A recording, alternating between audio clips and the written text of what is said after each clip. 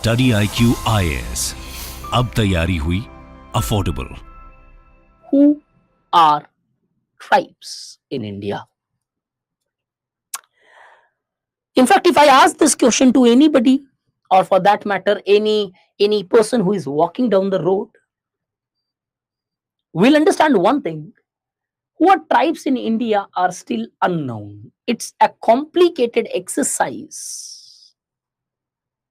to understand and identify the tribes in Indian society.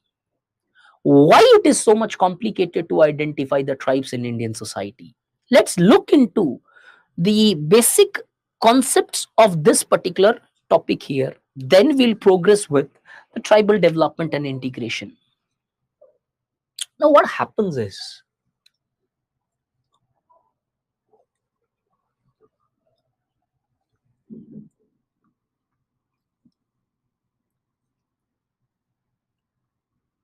anthropology is one of the subjects which is having a strong orientation and a specialized, which conducts specialized studies with respect to the study of tribes, their culture, their society, and their living patterns. If you look into the anthropological debate with respect to the evolution of humans, anthropology determines tribes on the basis of following characteristics. First one,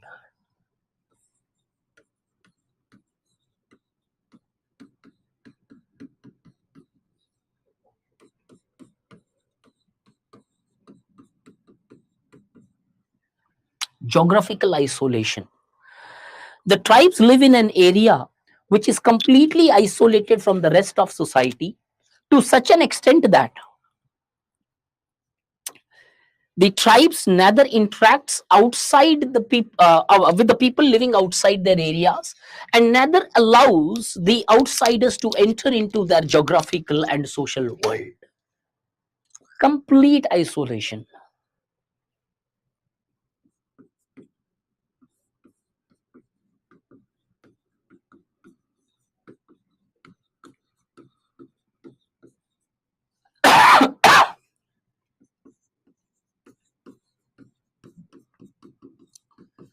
Communal modes of production means the tribes do not have, the tribal communities do not have private ownership, rather than the resources of the entire area is collectively owned by the people living there. There are no patta rights that this tree or this land belongs to me, rather that the entire land in their geographical hinterland is the property of the entire tribe, not of a single person.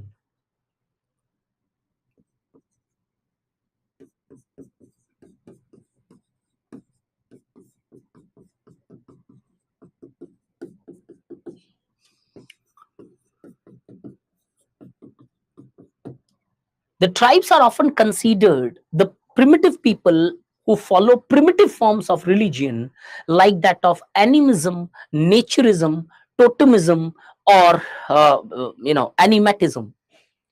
These are the primitive forms of religion which existed in our ancient past, followed by our deep down the line ancestors of ours. Animism refers to the worship of spirit. Naturism refers to the worship of nature. Animatism refers to worship of objects which are said to carry strong metaphysical powers, superpowers, supernatural powers. Totemism refers to a worship of a totem who is considered as the ancestor from which that particular tribe evolves. Matlab, for example, a particular tribe may worship kangaroo, and they may believe that they are the descendants of kangaroos, that they have come out of kangaroos. So kangaroo is considered as an ancestor. This is called as totemism.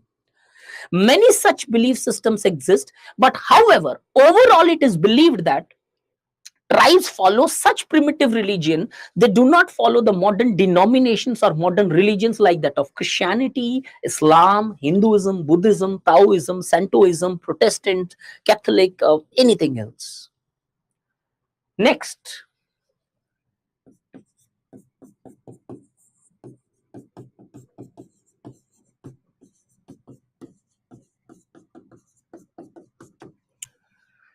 egalitarian society. The tribal societies are considered as egalitarian societies. Now, what are egalitarian society? Egalitarian societies are the societies where there is absolute equality present, which can be just understood on the basis of communism, which was advocated by Karl Marx. Perfect equality, which you say, that society is called as egalitarian society. There's another term, for your content's sake, you can add it here.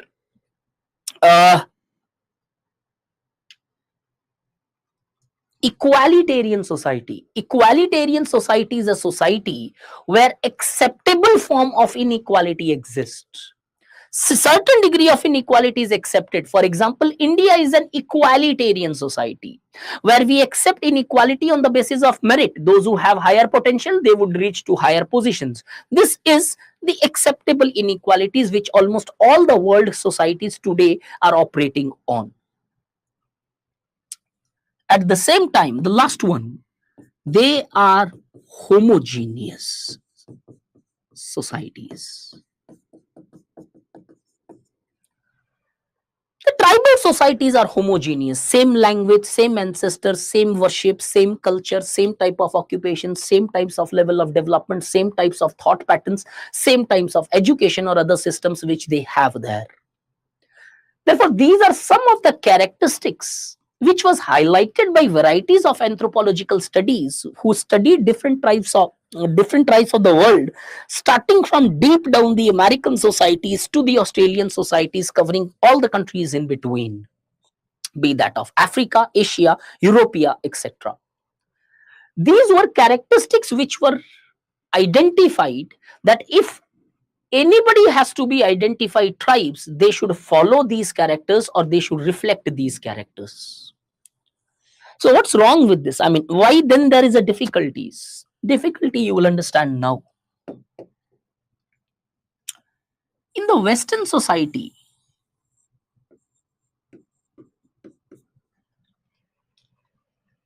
these characteristics are absolutely applicable, and therefore identification of tribe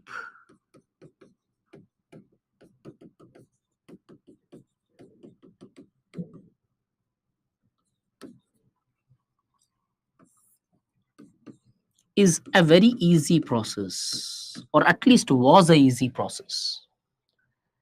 It's very easy to identify tribes in Western societies. At least there was a time where a clear cut identifications of these could largely be made. Why? All these characteristics more or less were followed. Why those characteristics existed? Because in this Western society, there was a clear demarcation of areas where the tribes lived and where the non-tribes lived. And the demarcation was not just present, the demarcation was also legally recognized. Example, Australia was one such country where aboriginal areas were clearly demarcated from non-aboriginal areas, and a normal Australian cannot enter into their areas, and aboriginals too cannot enter into the larger territory of the non-aboriginals. This clear separation made us possible to identify the tribe by merely seeing him. Oh, he is a tribe. And one could easily see and just grasp that yes, this person belongs to the tribal world. This was pretty much easy to do, an exercise where tribes could be easily identified because of their clear-cut segregation. Then what happened in India? Why there was always a concern of identifying tribe remained always a difficult waters to sail through in India? India, there were issues. How?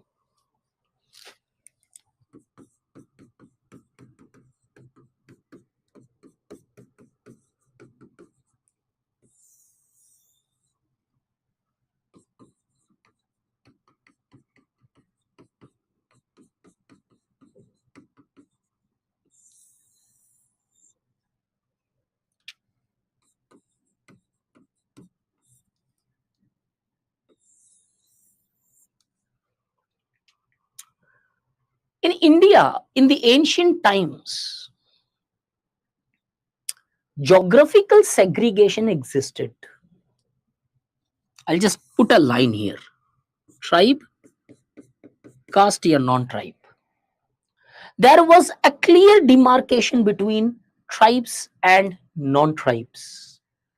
But this geographical isolation was not absolute, as there are sociologists and anthropologists like N.K. Bose, L.P. Vidyarthi, who clearly highlights that in India there was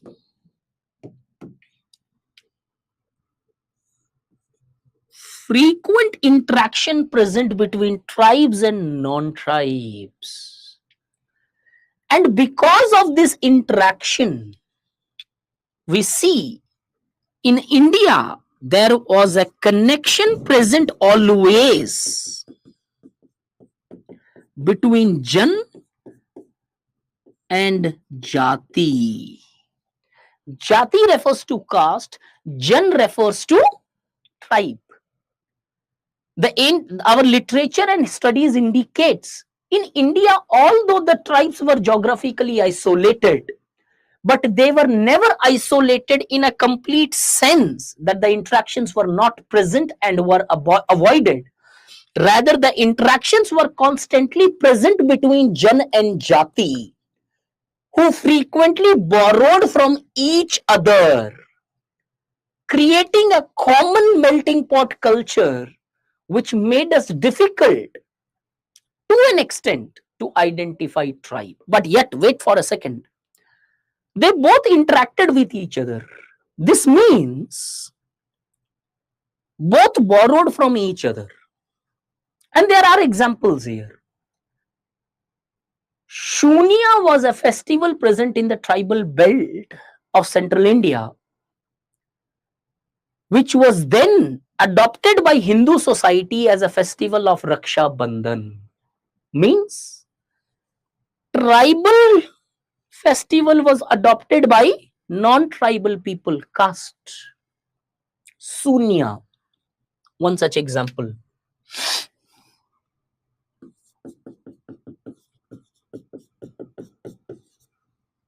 S.C. Dubey says this. Fine. L.P. Vidyarthi says many of the tribal gods were inculcated and borrowed into the Hindu society, where he gives an example. The goddesses Lakshmi was borrowed from tribal world. Lord Ganesha largely was a tribal god which came into the Hindu world. Means, yes, many of the tribal value system was inculcated into the larger society, bringing a form of amalgamated culture. Earlier it was pretty much different. Acha, you're worshipping Lord, oh, you're a tribe. Today you cannot say that, because even in Hindu society worship Lord Ganesha. Not only we borrowed from tribe also borrowed from non-tribes. What? The theory of Sanskritization of M.N. Srinivas. There's a theory given by M.N. Srinivas, Sanskritization. Now, what is Sanskritization? Sanskritization is defined as the process where the tribes and the lower caste emulates the lifestyle of upper caste in order to become upper caste. What it means? The tribal people and the lower caste people started imitating, copying the behavior of upper caste, with the goal that if they copy their behavior, they copy their lifestyles, over a period of time, they would also look like upper caste and finally become upper caste in centuries or in years to come.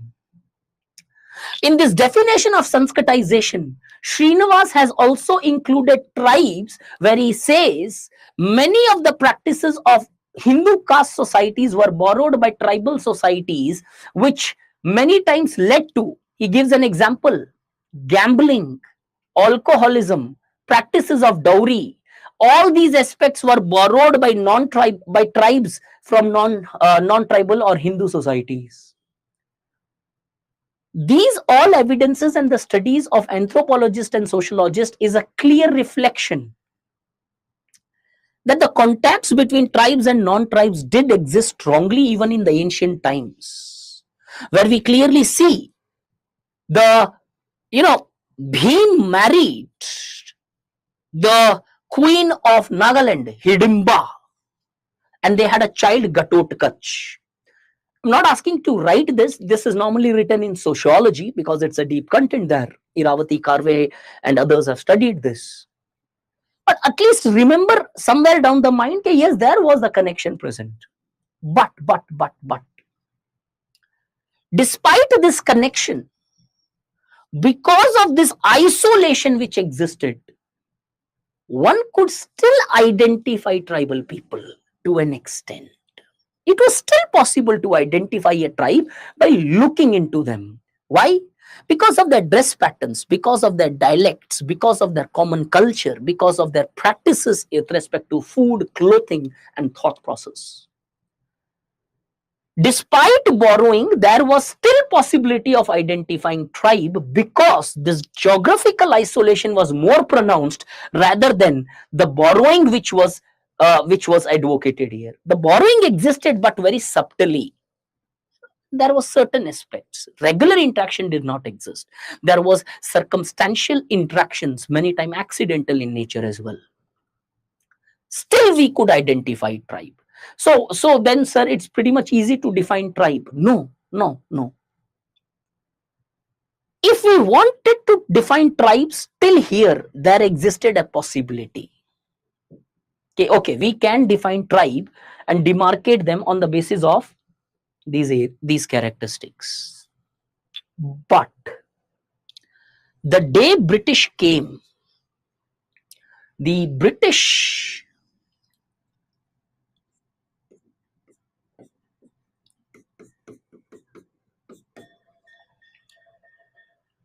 largely led to the death of geographical isolation. The isolation now became extremely porous, where we see British ultimate aim was to exploit the Indian society or Indian economy economically. They wanted to extract as much resources as possible in the least possible time, and as a result of which British pursued tribal, British did not pursue tribal development. What they pursued was the economic development by keeping the colonial interest into the core, and which largely led to the death of isolation which the tribes enjoyed since the ancient past. Once, when the isolation was broken down, Dikus. Dikus is a tribal word for outsiders. Outsiders started entering into the tribal areas. And who were the Dikus here? Money lenders,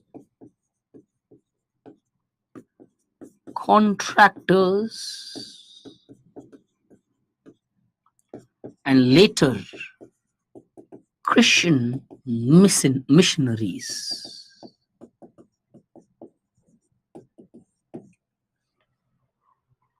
Because of this porous border, now the outsiders started entering into the tribal land.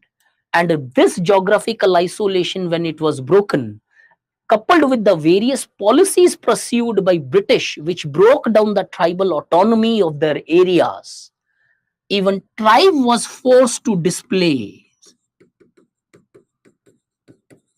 Even the tribes were displaced, and they started entering into tribal areas because their forests were chopped down, their resources were taken down, and as a result, those people who stayed geographically isolated now were forced to enter into non-tribal areas.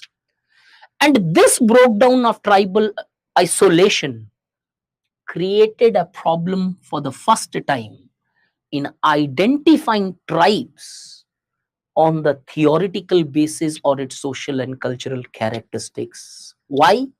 Because now these characteristics were not present among the tribal societies, as they more or less frequently interacted with the larger society, many times adopting their lifestyles and many times leading to death of their own socio-cultural aspects. And that's the reason uh, Abhishek is saying, sir, in Jharkhand there are tribes who are having Christianity. Forget about Jharkhand.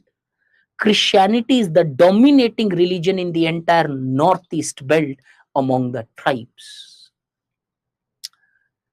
Sharna Dham is still a dominating, religion among the tribes of Jharkhand. But yet, did you understand the point here? Why in India the tribes remains a difficult basis of defining? These problems erupted because of the British, creating a definitional problem of who exactly are tribe. Because now the tribes and larger societies interacted at such a level that it became almost impossible to identify or demarcate the tribes from non-tribes. In 1947, the goal of Indian society was development with justice. And our leaders of that time wanted every part of the population to develop with the country. Now, the search for tribal identity started.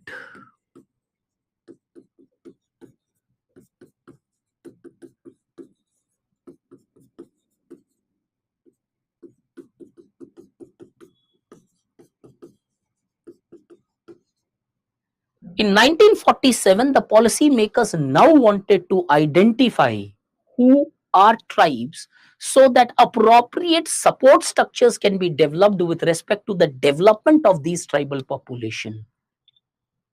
So let's come to the new diagram.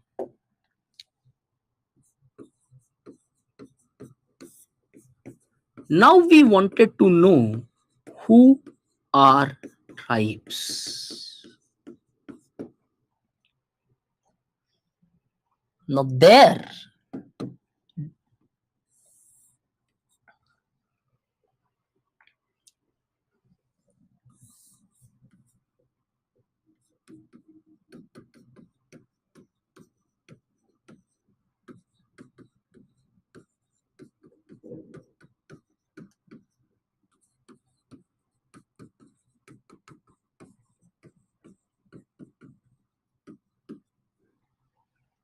tribes throughout the world were considered as that population which largely had certain features. Which features are we talking about here? These features.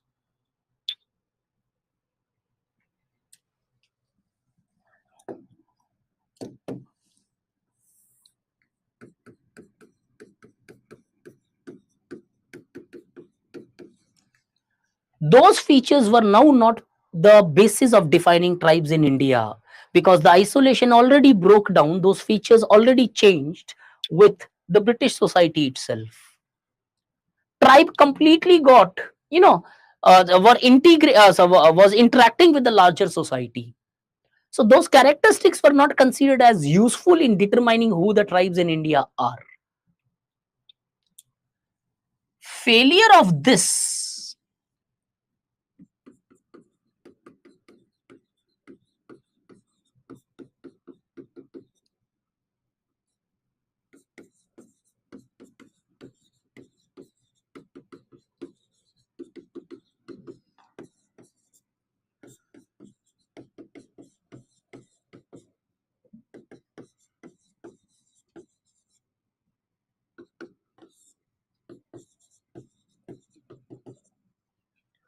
Since we could not define tribes on the basis of their socio-cultural characteristics per se, the government of India decided that we should define tribes on the basis of legal characteristics. And as a result of this, you see, there came different bases of tribes where the term scheduled tribes comes to define the tribes in India. In the West, when the tribes were determined on the basis of their socio-cultural characteristics, in India, since those characteristics became redundant because of the breakdown of isolation, the government of India then defined tribes not on the basis of their social characteristics, but they now defined tribes on the basis of legal features, bringing for the first time into the country the term scheduled tribes.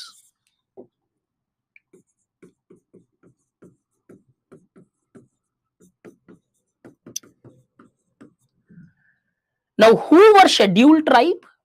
Those tribes who were mentioned in the presidential order.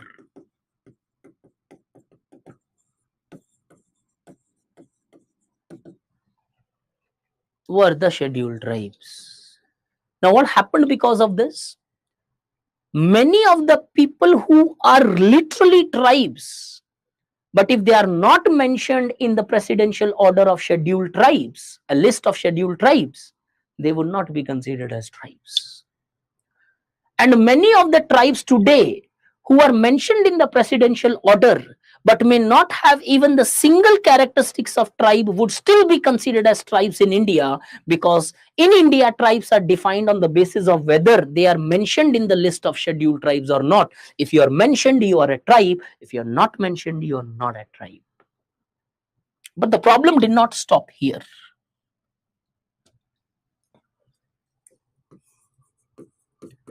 Government of India equated tribe with scheduled tribe.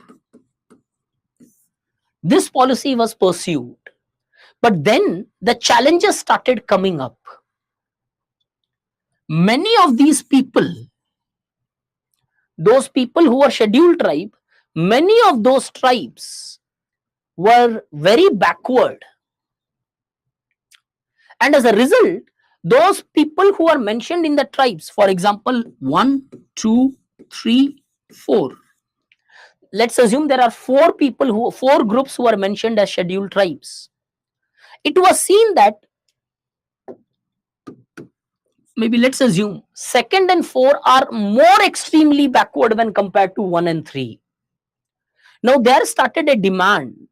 Okay, just identifying scheduled tribe is not sufficient. Within scheduled tribes, we need to have certain specific categories which needs additional support for its survival.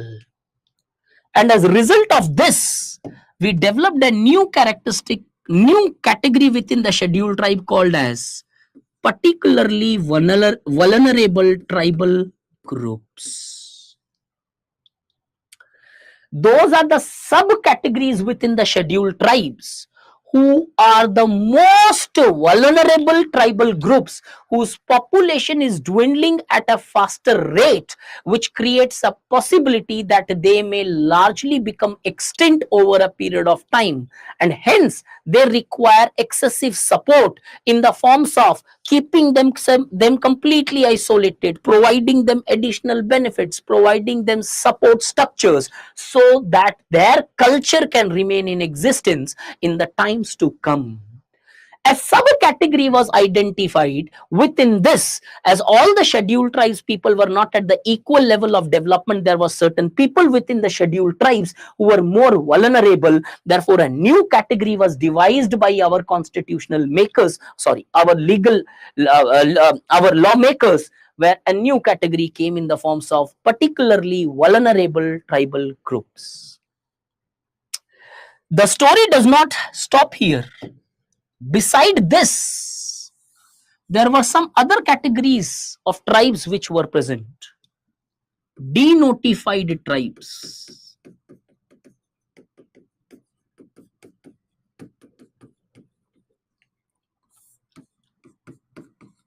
nomadic tribes, and Semi-nomadic tribes.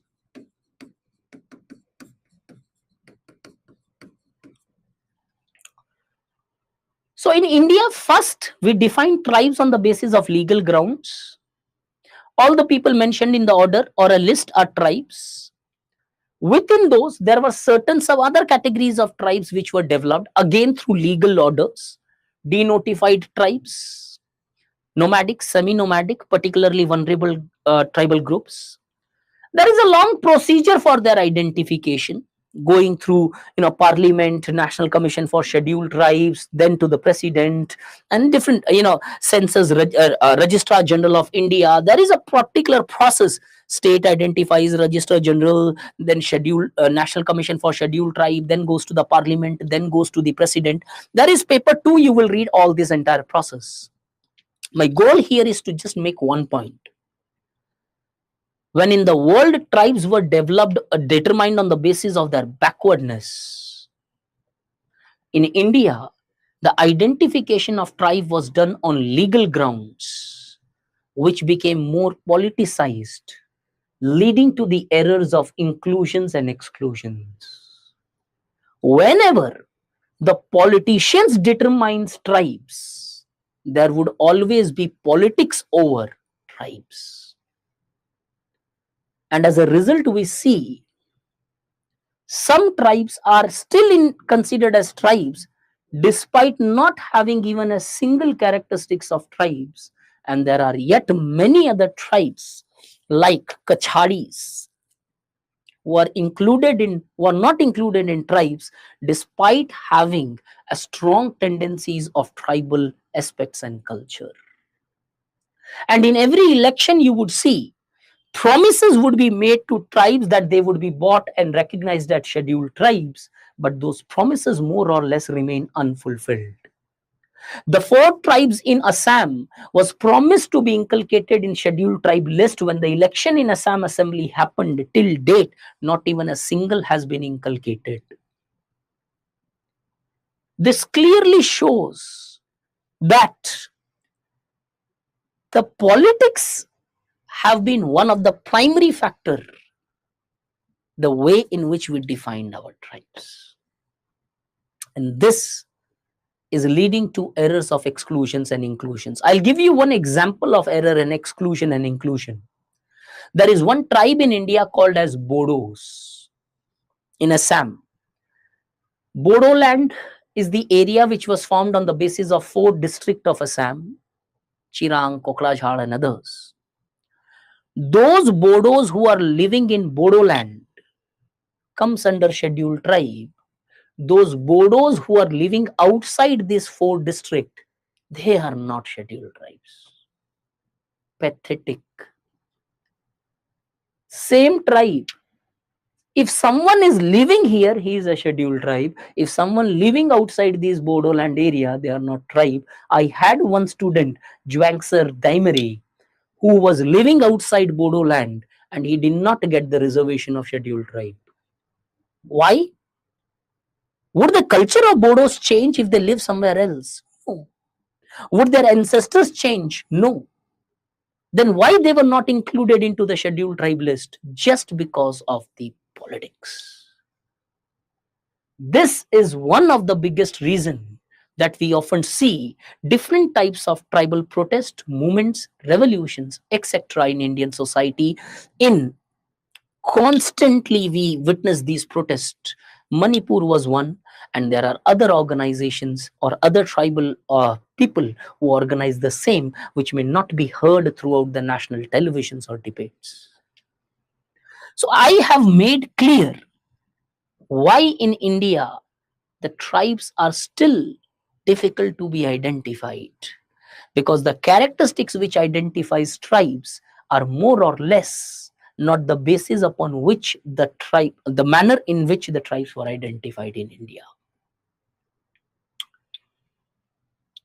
Politics of tribes were superimposed over socio-cultural aspects of tribe. Fine. Let's look into tribal development.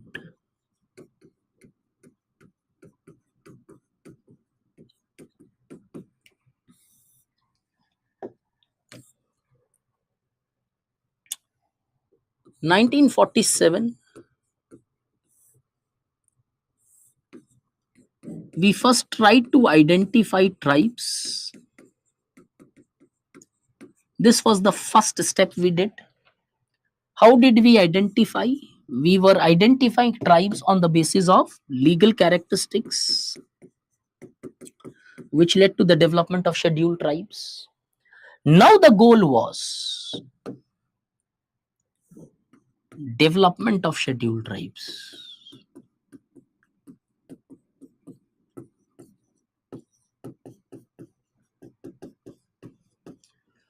Let's develop them. Now the question was, how do we develop scheduled tribes?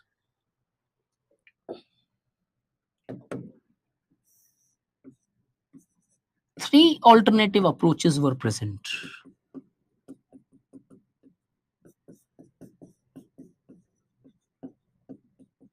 What was those?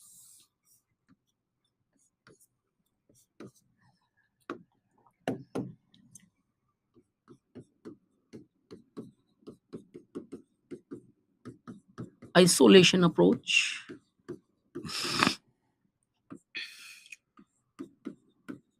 assimilation approach, integration approach. Immediately after identifying scheduled tribes after independence, now the biggest question was how to bring development among the tribes. There were three alternative approaches which were considered. One was chosen, two were rejected. The first approach is the isolation approach. Now, what is isolation approach? Isolation approach was given by anthropologist Verrier Elwin, who advocated that the tribes are submerged humanities. They are simple people, are still to learn the attitudes and behaviors required to live their life in the larger society.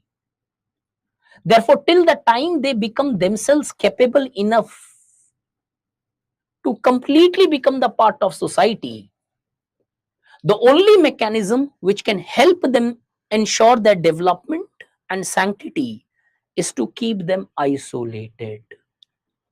In short, what he wanted, he advocated that the government should not interfere with the tribes, keep them isolated or give them their isolation which they have lost during the time of British.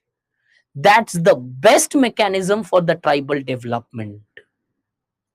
Therefore, Elwin never wanted tribes to become the part of larger society. He wanted to make them isolate again so that they can survive by enjoying their isolation, because according to him, if they get completely assimilated into Indian society, people like you and me would exploit them and exploit their innocence.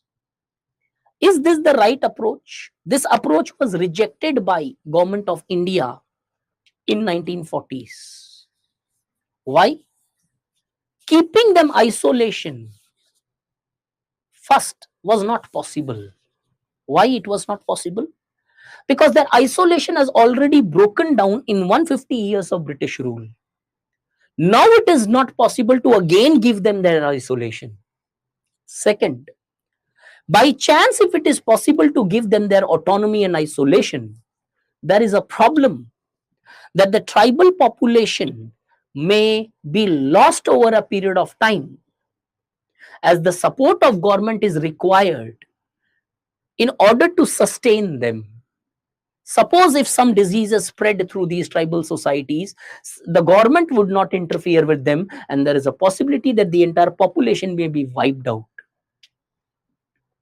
Therefore, isolation was rejected because on one hand, it was now not practically possible to isolate them, where their isolation has been lost in those 150 years of British rule.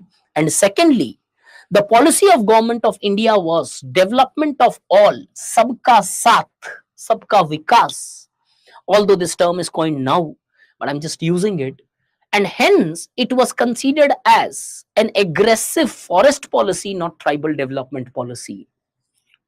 This approach was rejected. The second approach which was considered was assimilation approach, given by the father of Indian sociology, Govind Sadashiv Gure. Gure gave assimilation approach. So this approach was given by Verrier Elwin, who was an anthropologist. This was given by Gure, who was a sociologist. Gure advocated that tribal should be completely assimilated into the larger society. According to Gure, their backwardness is because of their culture. And their cultural backwardness can be only tackled when they are integrated into the higher culture of societies, that is the culture of you and me. Once they are integrated, completely assimilated with the Indian society and their larger culture, the tribal culture would be lost and all the tribes would now follow the culture of larger society and hence would develop alike like that of the other people in the society. Therefore, in one simple line, if I have to put this approach, assimilation approach was the approach towards tribal development, propounded by sociologist G.S. Gure, who advocated that tribal should be completely assimilated into larger Indian society, where the tribal culture would be lost and the tribes would now follow the value of higher culture of Indian society, leading to their automatic development. As according to him, it was their primitive culture which was responsible for their backwardness. This approach was again rejected. Why? Because it was considered as culturally aggressive approach. Our constitution makers have provided protection to cultural minorities, respect towards every culture.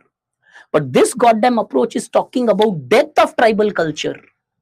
That was not acceptable to the policy framers of earlier time.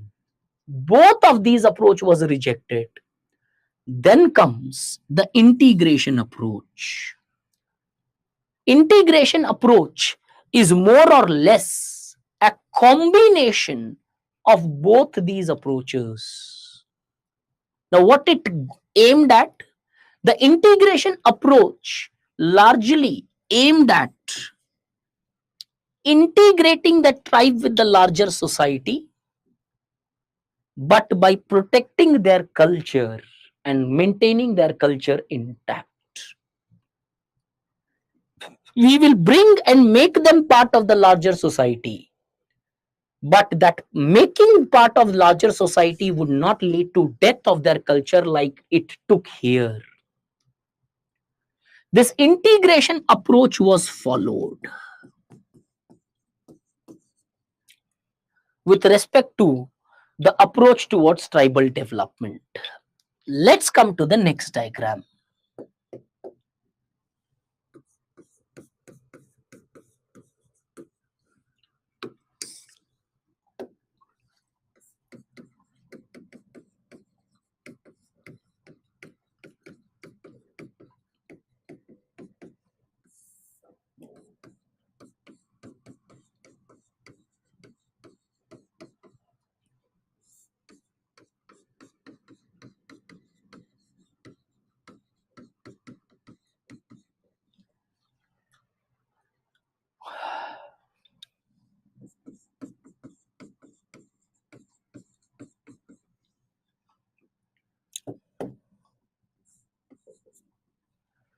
Finally, integration approach was accepted as the best policy for tribal development, which would ensure their well-being at the same time protect their socio-cultural value systems.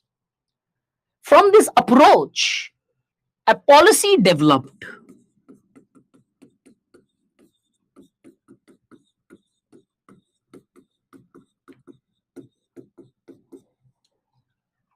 and that policy of tribal development was called as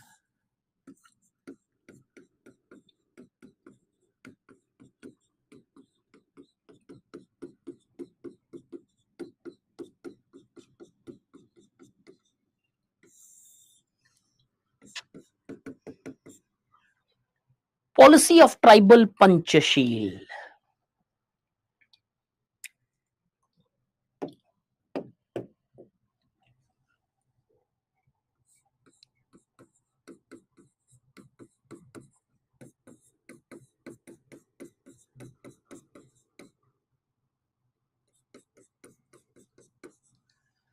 What is tribal Panchashil?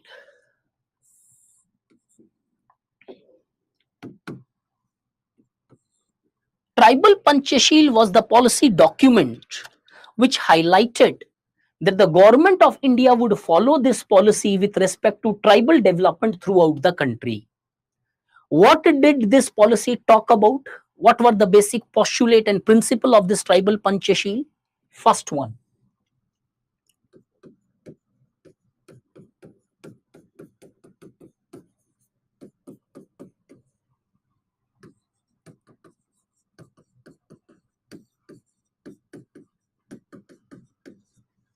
protecting the rights of tribe. All the rights of tribes would be protected.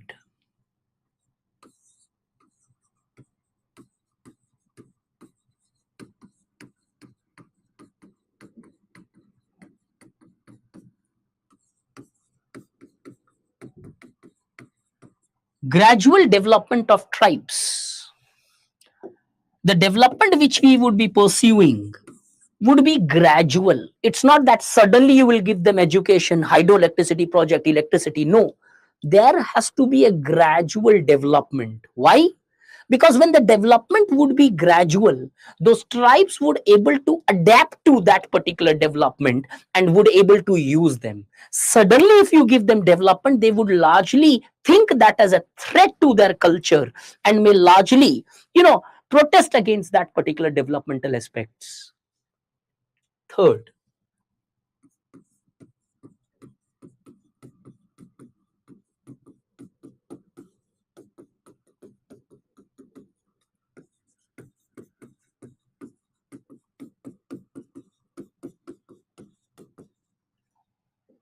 not only the development would be gradual, but only that development would be undertaken in tribal areas which would be considered as development by the tribes, not development by you. For example,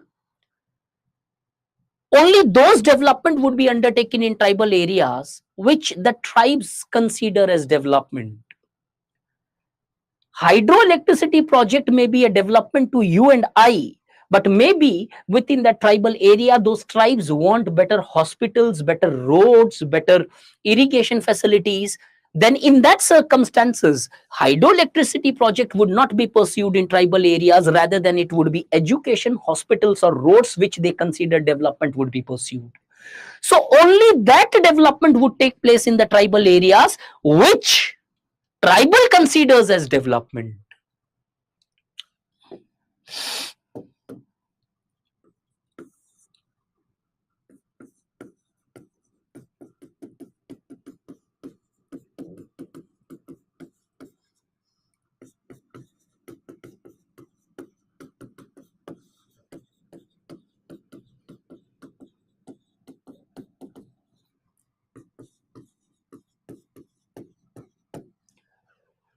The development which we would be pursuing in the tribal areas, that development should also be undertaken or proceeded ahead by participation of locals in the development. But remember, this does not mean only the local tribal help would be required for development. No, the outsiders would come, engineers would come, maybe the merchants would come, but locals should also have a strong participation in that development. Why? Because when the local participates, they will understand the mechanism, and because of the locals participation, development would also be at a fast process, and further because of their participation, they would develop skills to maintain those developmental projects intact, and once those projects are finished. So therefore, when a school is constructed, the tribals would also be involved in the construction of those schools, because tomorrow when the school is complete in those tribal hinterland, it would be those tribes who would be managing those tube wells, schools, roads or hospitals, and providing the support structures so that they can be run amicably on efficient principles and grounds and fulfill the objectives of its development. And the last point of Panchsheel is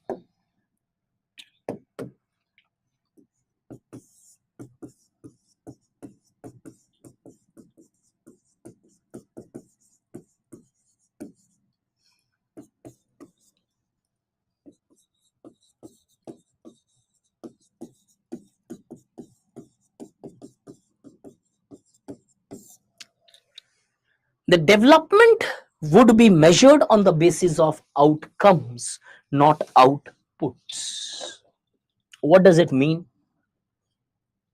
Whatever development you are pursued in the tribal areas, whether that is truly development or not, would be measured on the outcomes of that development. For example, if you are constructing school in a tribal area, then that school would only be considered as development on the basis of how many tribal students got education from that school. Tomorrow you cannot come to me and say, okay sir, we have undertaken development in this tribal area. Okay, what is the development? Sir, we have constructed a school there. No, no, no, no, no. That is output. 5 schools were considered, 3 hospitals were considered, 2 canals were formed, dug. That development would only be considered as development when you give them qualitative aspects or benefits of that development, that how many students got educated from that school, how many tribals got medicines or health care from that hospital, or how many tribes are using that tube well, canal, road, or any other warehouse which is constructed. So the tribal Panchsheel highlighted 5 principles which should be followed with respect to development of tribes in independent India. On the basis of this policy,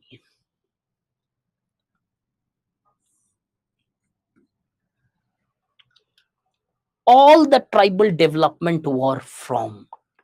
Till today, we often see these principles are basis for tribal development programs. On this policy, various tribal development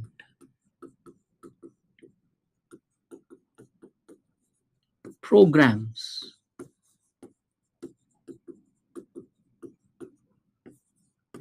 were framed. Tribal Subplan, SC/ST Dwellers Act, Forest Protection Act, there's so many things. Atrocities Act, Autonomous Area, Scheduled Areas, Eklavya School Models, etc. Approach was integration, policy was Panchsheel, and on the basis of this policy, different tribal programs were formed. Now the question remains is this.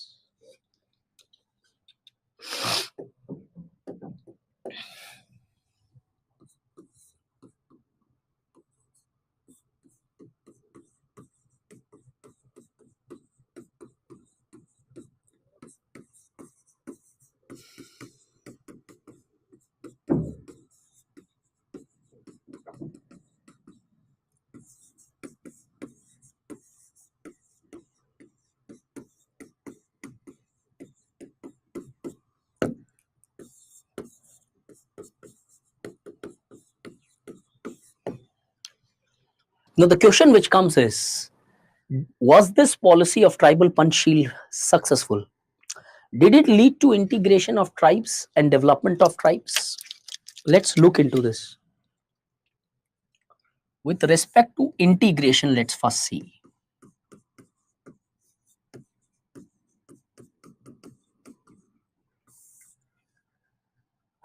The policy wanted to integrate the tribes with the larger society. Yes, it did lead to integration, but with caveats. First, it did lead to political integration.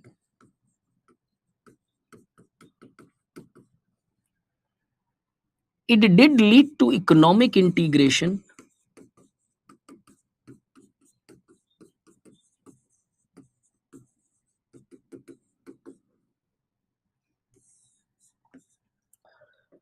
But in certain parts of the country,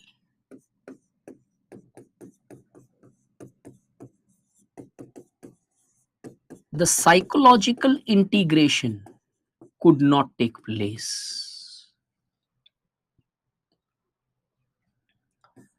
Psychological integration remained questionable, not throughout the country, but in certain parts of the country, especially the northeastern part of the country, where the tribes could not get psychologically integrated with the larger society.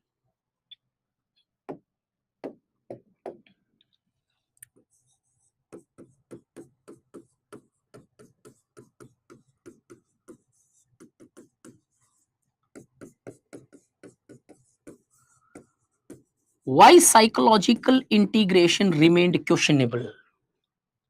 Because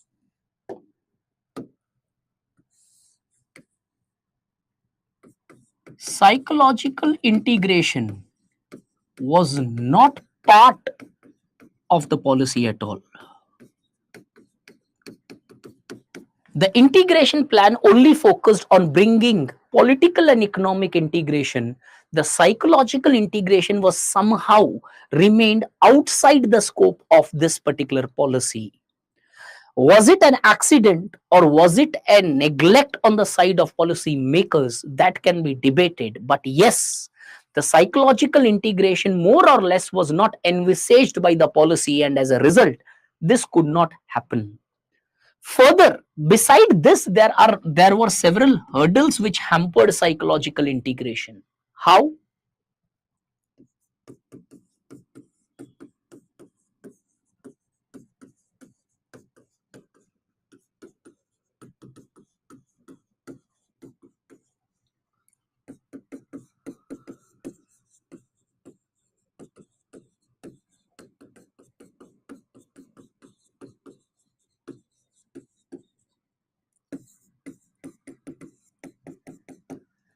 In many parts of our country, those tribes who integrated with the larger society, they many times were exploited by the members of larger society, and they became the victims of different forms of violence.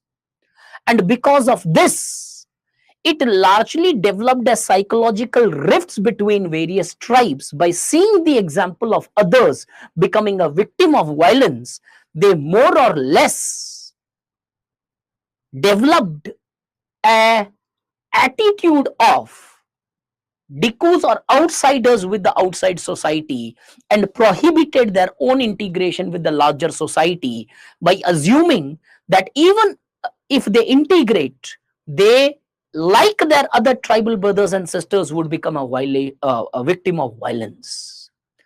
Did it really happen? Examples. Study of Jamshedpur.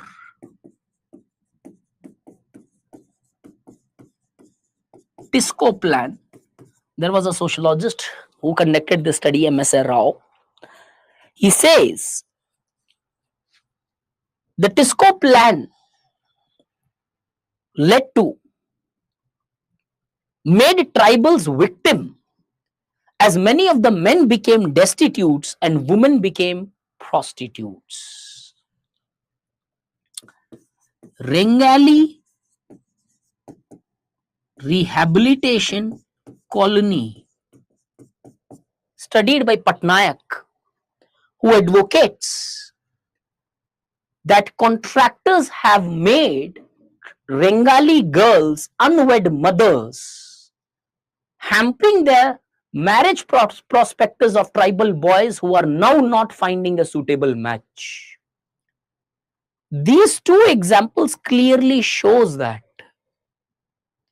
tribes largely could not integrated, and those who integrated became the victims of violence by larger society, which further hampered their prospectus of integration to the larger society. What with respect to development?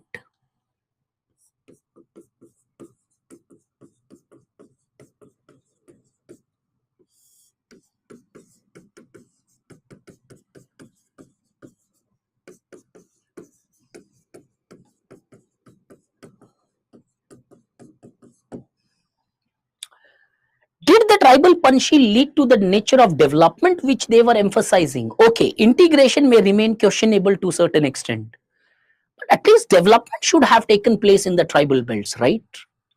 Let's look into the conditions.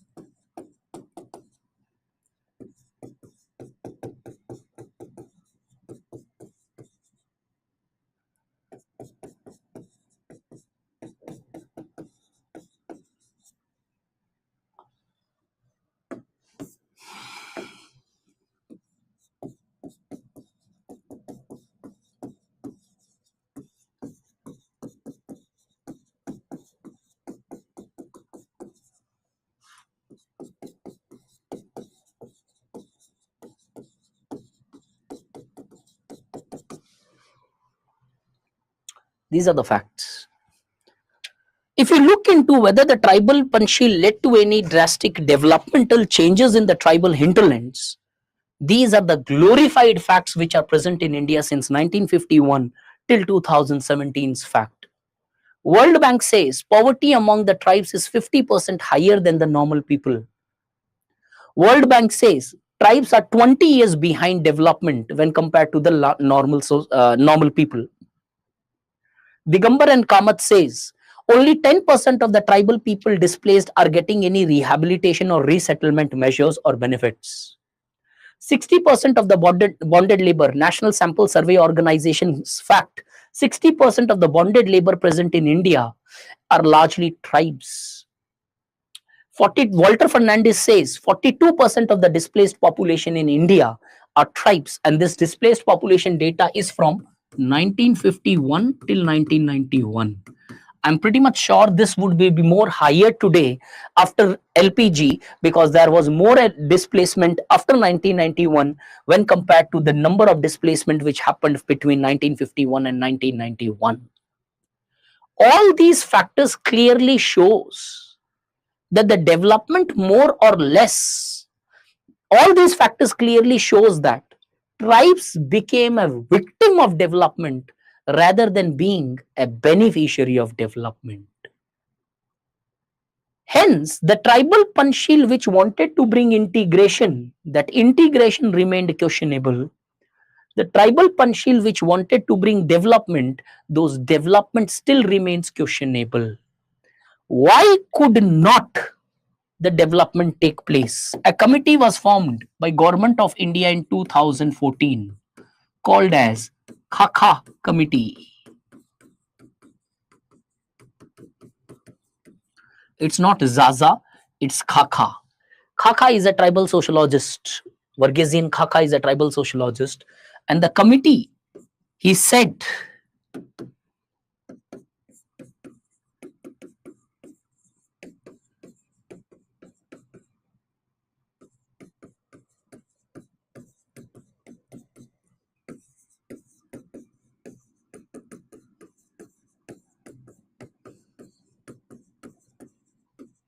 this committee can be quoted. It was formed by Government of India.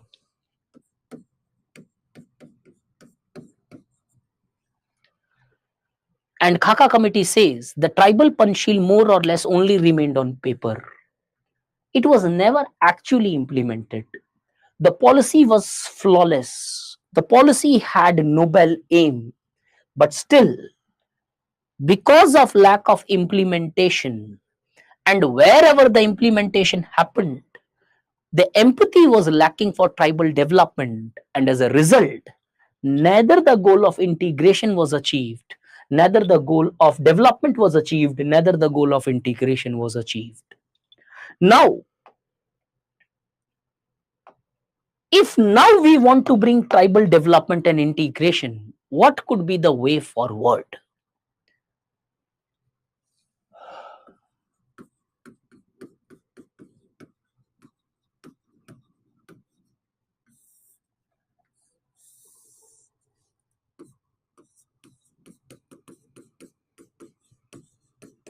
At the level of policy making,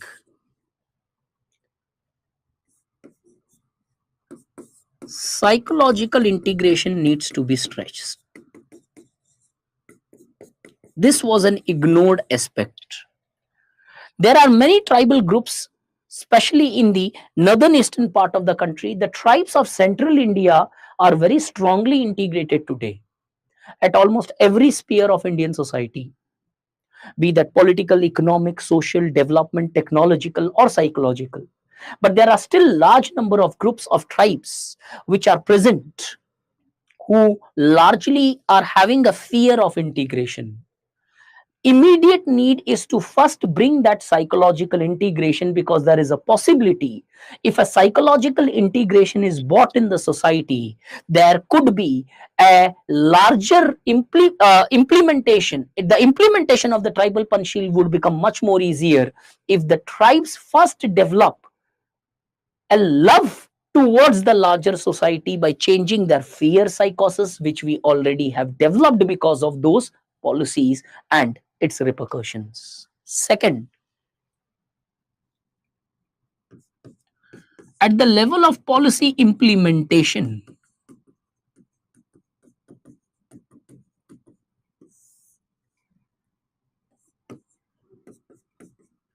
Khaka committee says implementing PESA Act, Panchayat Extension to Schedule Area Act. The committee in its recommendation gave that the PESA Act of 2002 or 1996, just to verify it once, the Panchayat Extension to Schedule Area Act should be immediately implemented, giving autonomy to the tribal belts, giving autonomy to the tribal regions with respect to the nature of development, with respect to the decision making, and with respect to their local culture and socio-cultural, with respect to the protection of their local socio-cultural aspect. When they have this autonomy, there is a possibility that the ecosystem and the tribal population and its development can happen all at same time in a synergic relationship. Coupled with this, there are certain other changes which needs to be made.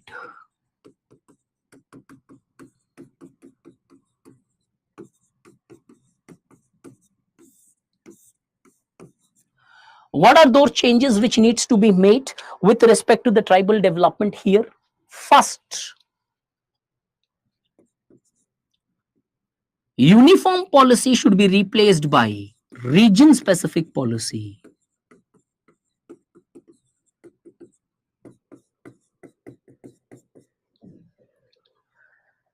We have a uniform policy towards tribal development, but now the time has come, because different tribes have different levels of development. Some requires economic support, some requires psychological integration, yet another people requires the very existence of their tribal identities to be recognized. Therefore, a region specific policy has to be framed by keeping into account the requirements of tribes of those regions, rather than having a uniform approach towards tribal development, which would not yield results which can a region specific policy yield in our society today. Second, with immediate effect, we need to correct the errors of inclusions and exclusions.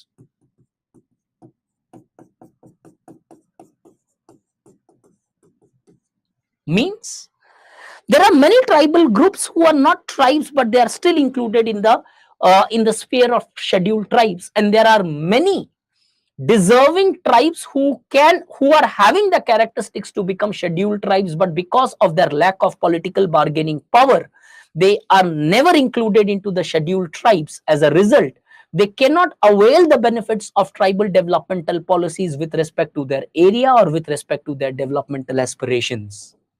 We need to have a relook towards defining the tribal characteristics, as in 75 years there have been a drastic change which requires a renegotiation of tribal identities, which can help us in overcoming the errors of both wrongful inclusions and wrongful exclusions.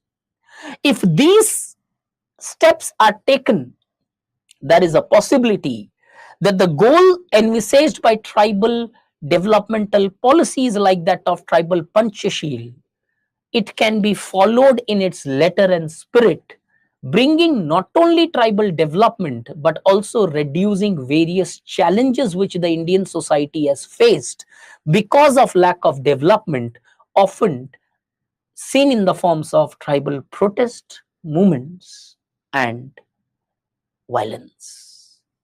Now, I'll give you a single statement. Do remember this statement before I wind up the class. If I have to summarize the entire tribal development in India, this line would suffice. And what's the line?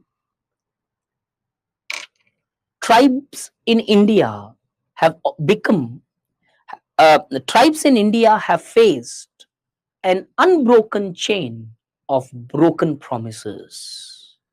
I'll repeat.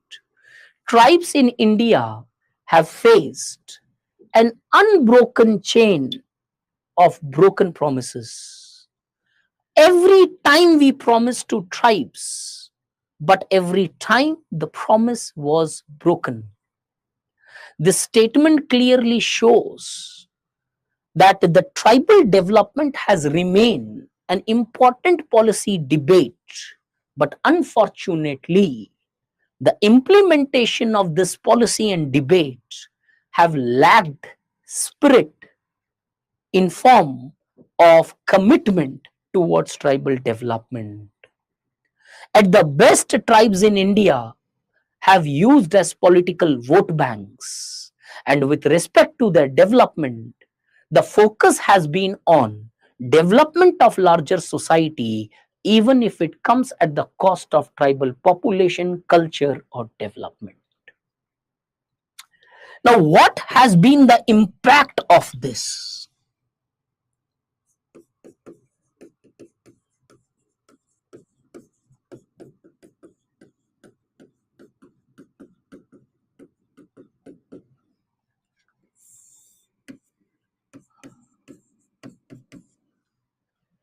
Since the development which we wanted could not take place, what has been the impact of this? The impact of this has been tribal protests and movements, often reflected in the form of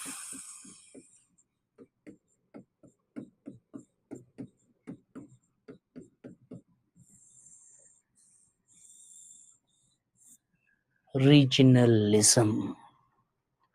So the next topic is, I have connected regionalism with tribe, but remember, regionalism is not just a tribal identity, it exists in the larger society as well.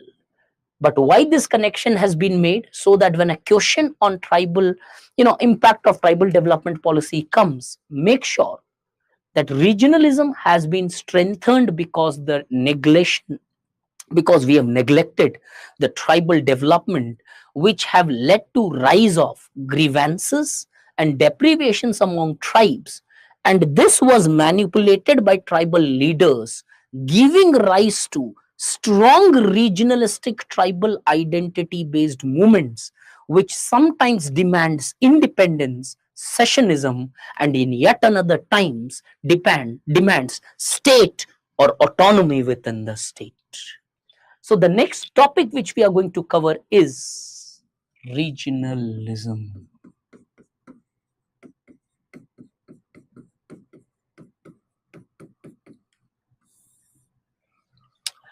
But I'll not be doing this ahead because I'll not able to complete this in 10 to 15 minutes. I usually take classes till 10:30. So today I'll be winding up 30 minutes earlier. Have a real nice day, and I hope this sorted out session of changes in caste and tribal development has helped you to develop a better clarity in a structured manner with respect to tribes. Thank you so much. I'll see you tomorrow. We'll start with regionalism and then we'll go to the next topic of maybe religion or family. Bye bye. Study IQ IAS अब तैयारी हुई affordable.